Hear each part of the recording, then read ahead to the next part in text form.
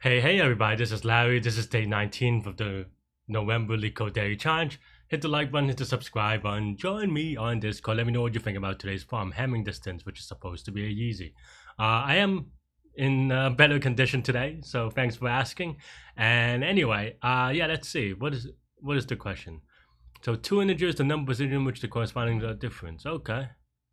Yeah, I mean, so the one trick is noting that XOR is a thing that and actually you can kind of see it right the here.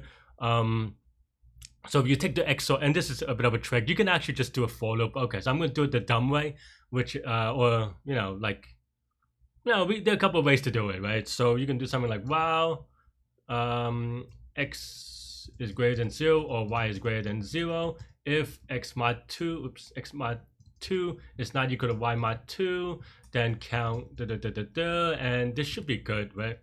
Well, you have to do it, hang on, you have to shift, but 2 y right? And this will be fast enough, this will be good enough, there's nothing to it. Yeah, I mean, this is a easy, and maybe during a contest that's probably what I would do, because I don't know, why think about it anymore, right?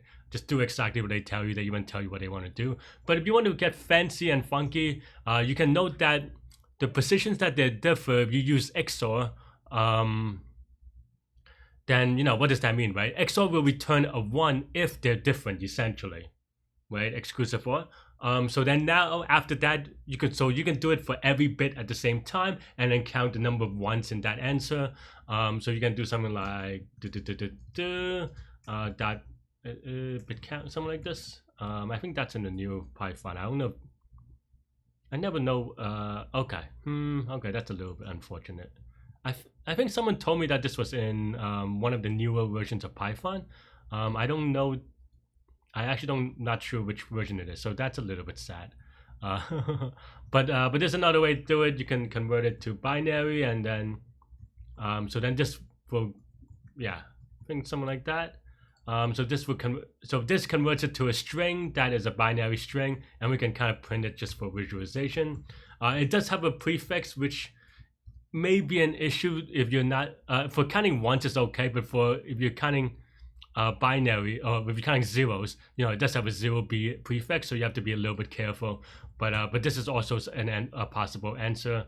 Yeah, I mean, those are the two things I would do. I mean, you can also just write XOR on a per bit basis as well, but that's fine.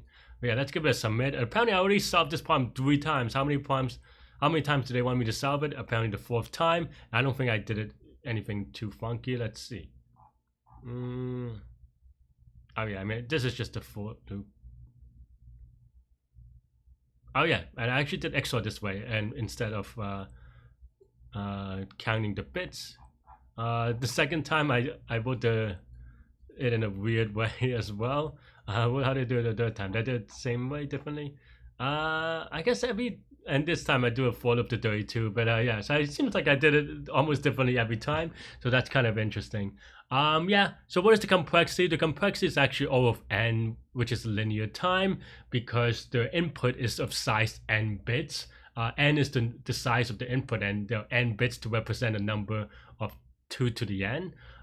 So therefore, and of course for n bits, this is going to take one an O of 1 per bit. Therefore this is going to be O of n, and this is going to take linear time and linear space for that same reason, because the result that you're returning is going to be linear in the number of bits, right? So yeah, that's all I have for this one. Did I hit submit? I think it's all right. Yeah, I hit submit. Just want to make sure, because sometimes I forget. But yeah, that's all I have for this one.